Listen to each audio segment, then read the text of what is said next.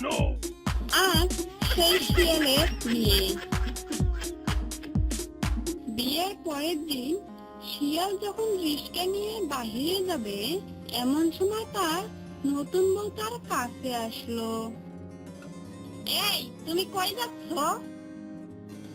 আমার মিষ্টি বউ, এখন আমি রিস্কা নিয়ে বের হব। না চান্দু, আমি তো তোমাকে এখন রিস্কা নিয়ে বের হতে দেব না। আরে বউ, কি বলছো এসব? রিস্কা না চালালে টাকা আসবে কোথা থেকে? আরে চুপ করো, তুমি আগে ছাড়া বাকি নাচবা, ঘর গরু দেবা, আমার জন্য রান্না করবা, এরপর তুমি রিস্কা নিয়ে বের হবা, এই আমি বলে দিলাম। আরে বাবা, এগুলো আমার কাজ নাকি? এগুলো তো তোমার কাজ। তুমি যাবা নাকি আমার সাথে মার খাবা? আচ্ছা, কি আর করার।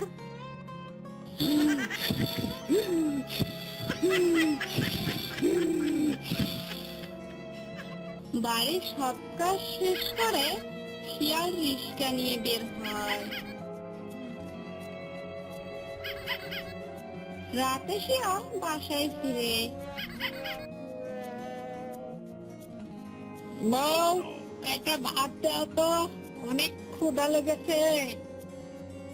দেখছো না আমি টিকটক দেখতেছি? আমি কাউকে এখন ভাত দিতে পারবো না, নিজের ভাত নিজেই বেড়ে খাও, যাও।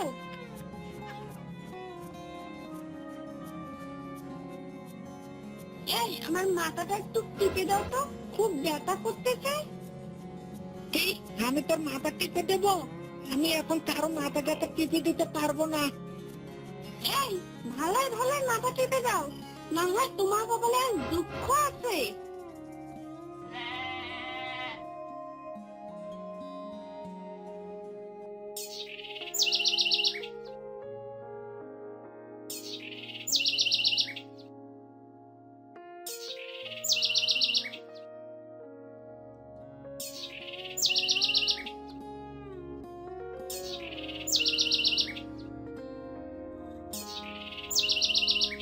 পরের দিন সকালে শিয়াল যখন রিস্কা নিয়ে বের হবে, তখন শিয়ালের বউ একটা ঝাড়ু নিয়ে শিয়ালের কাছে যায়। ও বাবা গো, ও বাবা গো, ও বউ, আমার মারছো কেন? তোকে এক কথা বলতে হয় কেন? তোকে না কাল বলেছি, এক কথা বারবার বলতে হয় কেন? ঘর বাড়ির সব কাজ শেষ করে তুই রিস্কা নিয়ে বের হবি। আমি বোকা একটা শিয়াল, চালাক শিয়ালিনী রে করছি আমি বিয়া।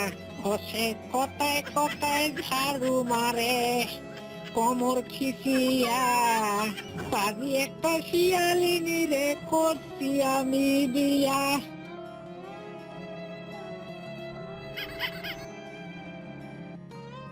আরে দোষ রে দোষ, আমার জীবনটা একটা তেজপাতা, আমি আর বাঁচুম না রে দোষ। কি হয়েছে রে বন্ধু, তুই কান্না করতেছিস কেন? আমার বউ আমার দিয়ে বাড়ির সব কাজ করায়, আর ও নিজে একটাও কাজ করে না। আমার ঘরে আমি মেম্বার, আমার বউ চেয়ারম্যান। আমার ঘরে আমি মেম্বার, আমার বউ চেয়ারম্যান। আমার ঘরে আমি মেম্বার, আমার বউ চেয়ারম্যান। শোন, তোকে আরেকটা বুদ্ধি দেই, তুই আরেকটা বিয়ে করে নি। আরে বাপ্পার, আমি এক বউ জ্বালায় বাঁচি না, আর বলিস তুই আরেকটা বিয়ে করতে? আরে বলো, তোর ভালোর জন্যই বলছি, তুই আরেকটা বিয়ে করে নিয়ে।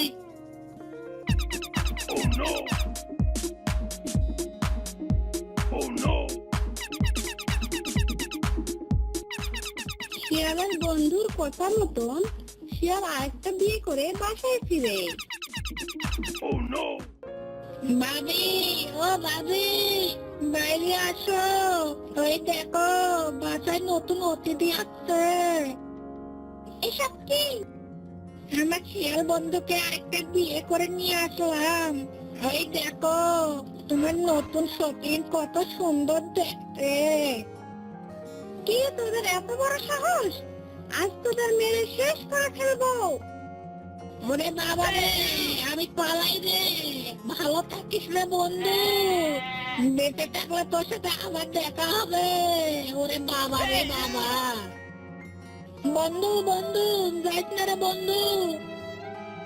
এই হারামজাদা, তোর এত বড় সাহস হলো কিভাবে?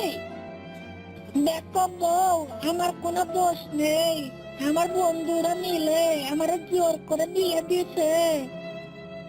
চুপ হারামজাদা, আজ তোকে আমি মেরে ফেলবো।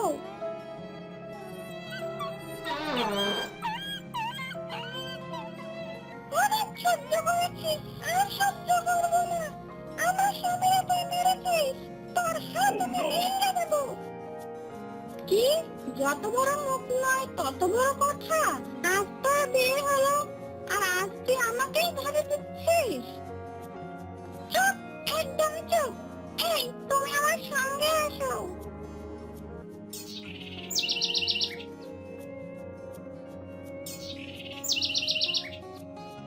পরের দিন সকালবেলা শিয়াল যখন রিক্সা নিয়ে বের হবে, তখন শিয়ালের বড় বউ শিয়ালের কাছে আসে। এই, তোমাকে না বলেছি তুমি ঘর বাড়ির সব কাম শেষ করে তারপরে তুমি রিক্সা নিয়ে বের হবা? এই পোড়ামুখী, আমার স্বামী কেন করবে? বাড়ির সব কাজ তো আজ থেকে তুই করবি। এই নাও সোনা, তুমি এই দুধটুকু খেয়ে নাও। দোস্ত, বলতো তোর কেমন চলছে সংসার? ভালোই চলছে, কিন্তু ওরা দুই সতীনে তেলে বেগুনে চলে থাকে সব সময়। আমার কাছে ভালো একটা বুদ্ধি আছে, তোর যা আছে সব দুভাগ করে দে, তাহলে আর ওরা ঝগড়া করবে না। ভালো বুদ্ধি দিল তো, তাহলে আমি তাই করব।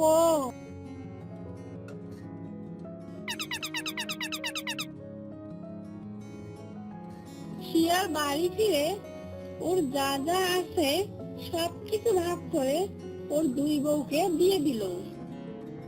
শোনো, আজ থেকে আর দুজনে ঝগড়া করবে না, সবকিছু দিয়ে দুজনকে আলাদা করে দিলাম।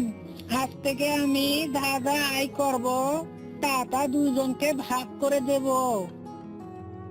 এবার বেশ কয়েকদিন শিয়ালের সংসার ভালোই চলছিল, আর শিয়ালের দুই বউয়ের মধ্যে কোনো ঝগড়া হয়নি।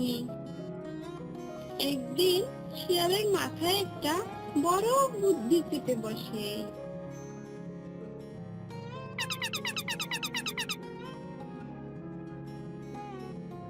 দোস্ত, আমি আরো একটা বিয়ে করব।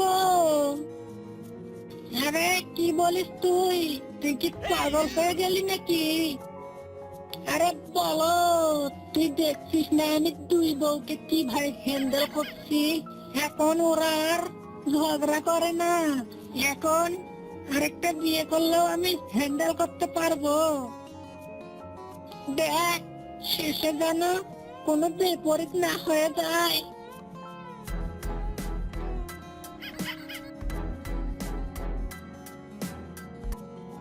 ছোট বউ, বড় বউ, এই দেখো তোমার নতুন সতীন।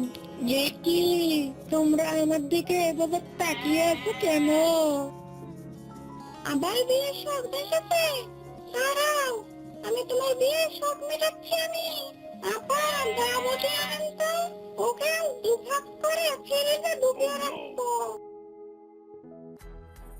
ওরে বাবা রে, ওরে বাবা রে, আজ দেখি এরা আমারে মেরে ফেলবে। বাঁচাও, বাঁচাও, ওরে বাবা রে। বল্টু শিয়াল যখন ডিম বিক্রি করার জন্য এভাবে ডাকাডাকি করছিল, তখনই তার সামনে হঠাৎ গর্জিলা এসে হাজির হয়। এ পাজি বল্টু শিয়াল, কি আজে বাজে কথা বলছিস? কাছে কখনো মুরগির ডিম ধরে? চায়নার প্লাস্টিকের ডিম বিক্রি করে বলছিস তোর নিজের কাছে ডিম? তোর এই সবাইকে ঠকানোর স্বভাব গেল না? যা ভাগ এখান থেকে।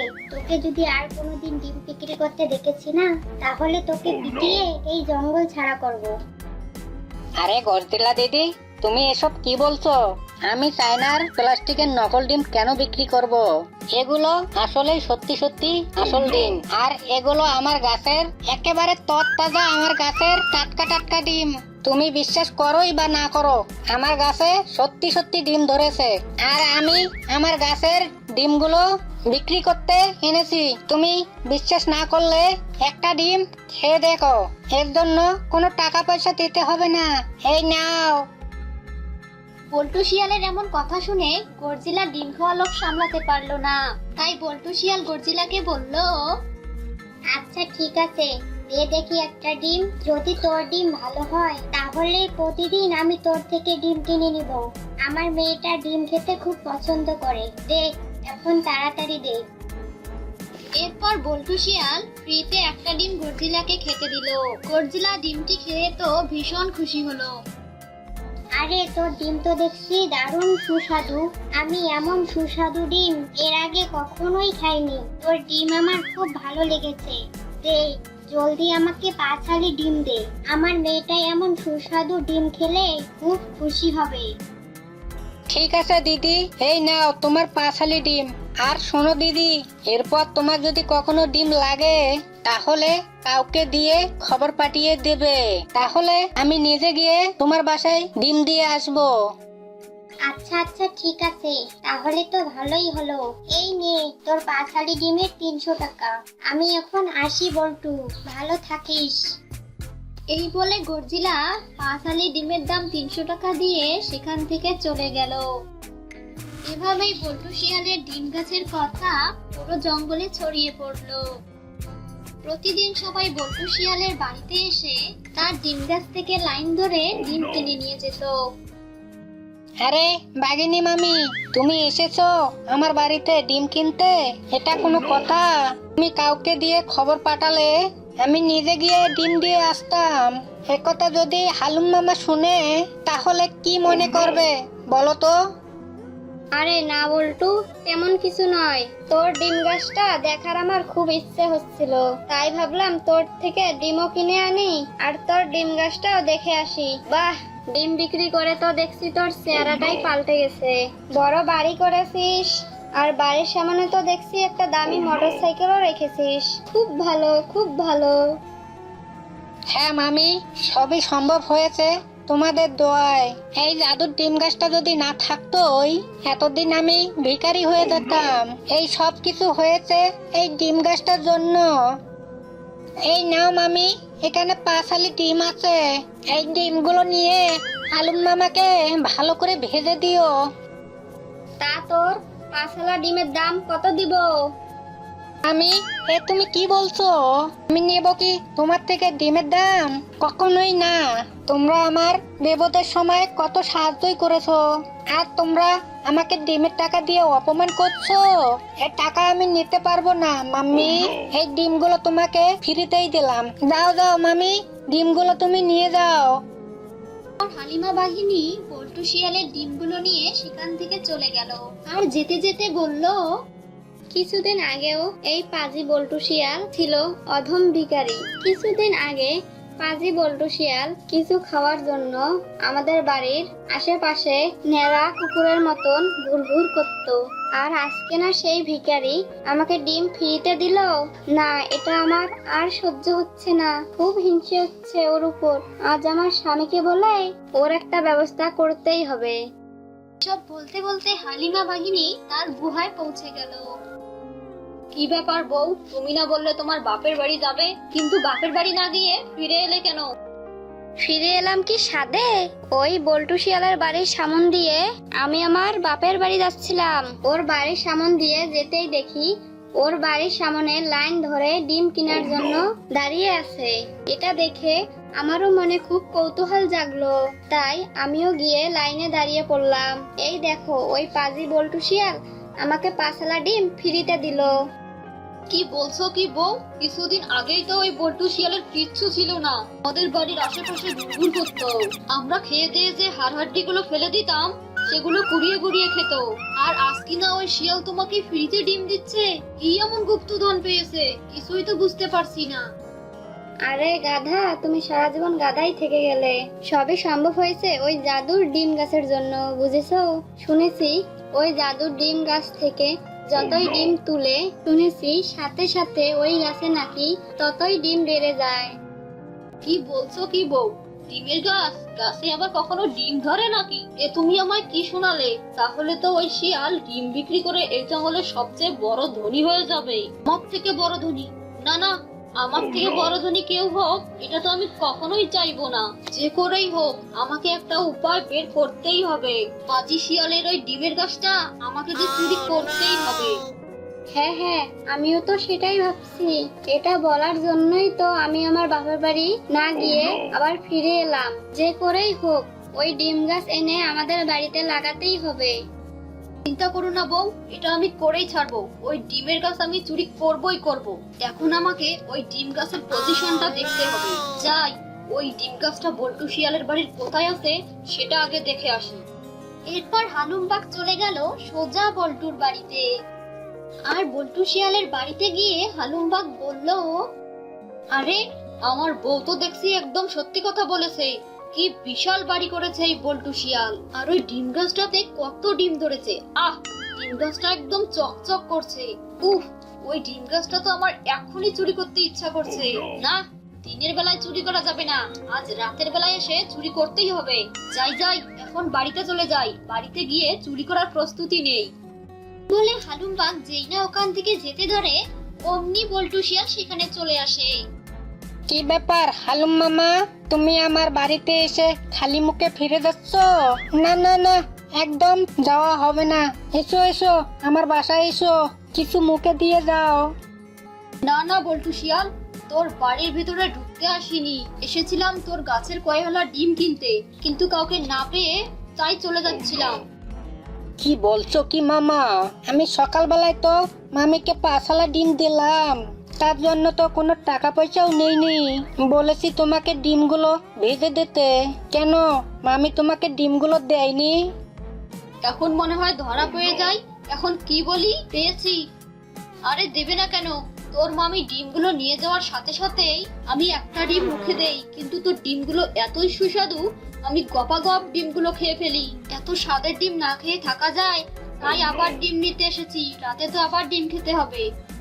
আচ্ছা আচ্ছা, এই ব্যাপার, তুমি এখানে দাঁড়াও, আমি তোমাকে এখনই 5 ডিম গাছ থেকে ছিঁড়ে দিচ্ছি।